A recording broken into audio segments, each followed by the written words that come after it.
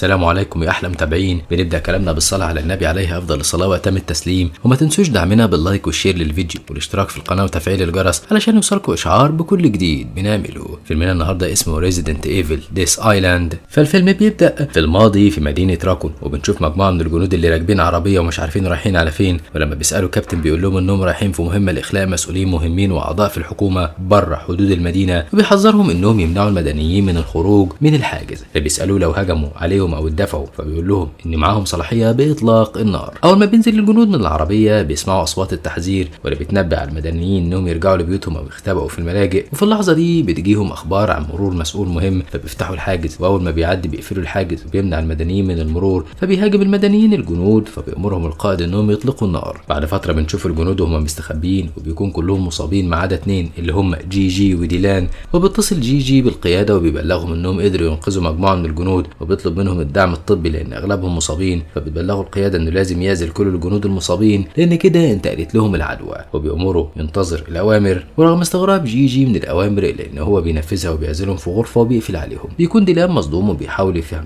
من جي ايه اللي بيعملوه، وان ده مش وقت عزل، وان الجنود محتاجين فريق طبي علشان يقدر يعالجهم قبل ما تزيد اصاباتهم. وبيتخانق الاثنين مع بعض، وفي الوقت ده بتوصلهم اوامر بقتل كل المصابين في المنطقه بدون استثناء بما فيهم الجنود.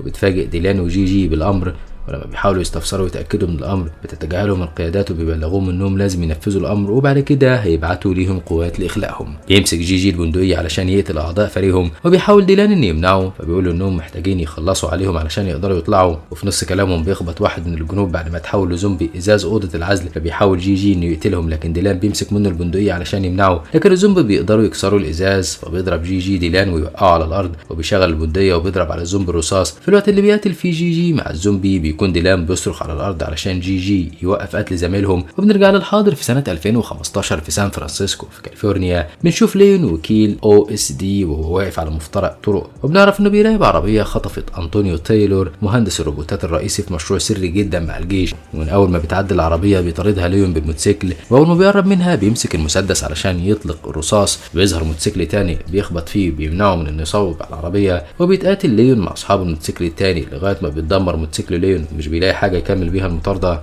هنا بنعرف ان صاحب الموتوسيكل اللي منع ليون من المطارده هي ماريا جوميز، واللي كان ليون السبب في موت والدها في الجزء السابق. وعلى الساحل بنشوف مجموعه من الناس بتراقب دولفين ميت، وبتدخل وسطهم كلير من منظمه تيراسيف، وبتلاحظ ان حجم العضه اللي في الدولفين اكبر من حجم فك اسماك القرش. وفي مكان مهجور بنشوف جيل اللي في مهمه استكشافيه، وبيطلب منها قائدها انها تنتظر الدعم وما تتدخلش، لان من التقارير الاوليه بيلاحظ انهم في مهمه بتضم سلاح بيولوجي.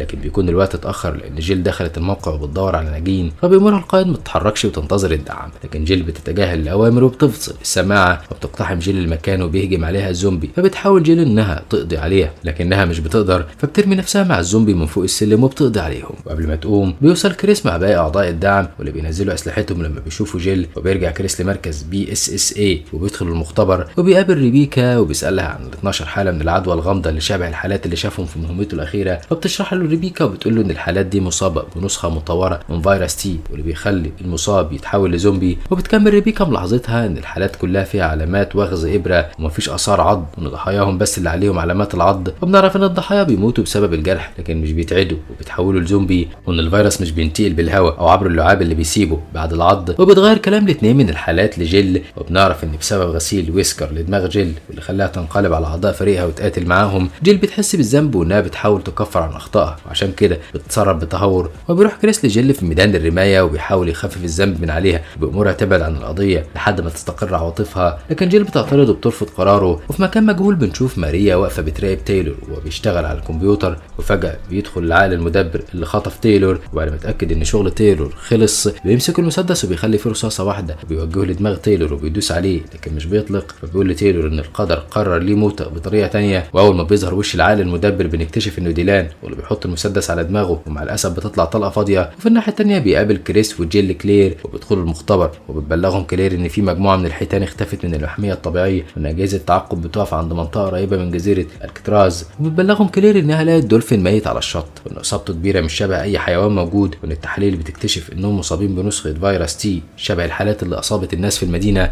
وبيتصدم كريس وجيل، وبتزيد ريبيكا صدمتهم لما تقول لهم انها لقت عامل مشترك ما بين المصابين يكون شيء خفي محدش اكتشفه من رجال الشرطه، وان كل المصابين زاروا جزيره الكتراز قبل تحولهم. بعد فتره بيتخفى كريس وجيل وكلير كسياح وبيروحوا لجزيره الكتراز، وبيتكلم كريس مع ريبيكا علشان يبلغها بوصولهم للموقع، وبتطمنه ريبيكا وبتقول له انها حللت النسخه المتطوره من فيروس تي واكتشفت انه شبيه بالنسخه القديمه، ولحسن الحظ هتقدر تصنع لقاح لعلاج. وبعد دخولهم الجزيره بنكتشف ان ديلان قاعد في الجزيره وانه بيخطط لهجوم كبير، وبنلاحظ انه داس على زرار فاتقفلت الحواجز، وبكده يكون ديلان حجز نفسه والباقيين في الجزيره. وبيدخل كريس والباقيين مع السياح لجوله في الجزيره، وبعد ما بيقرروا مهمهم قبل ما يفترقوا بيتحول واحد من السياح لزومبي، وبيتدخل كريس وبيضرب الزومبي وبيقضي عليه. ومع الاسف مش بيكون الشخص الوحيد اللي اتحول لزومبي، لان السياح واحد ورا التاني بيتحولوا لزومبي، وبيحاول كريس وكلير انهم يقاوموا، بس العدد بيزيد فبيجمعوا السياح في مكان امن واحد. لكن الصدمه ان الاشخاص اللي كانوا طبيعيين بيتحولوا لزومبي واحد ورا التاني. في الوقت ده بتنفصل جيل عنهم وبتدخل الانفاق، وفي الوقت ده بيطلق ديلان سراح مجموعه من الوحوش الغريبه البشعه، وبيتكلم عن فلسفه في الحياه وتعريف الخير والشر، وبيفضل مسدس ومش بيخلي غير رصاصه واحده.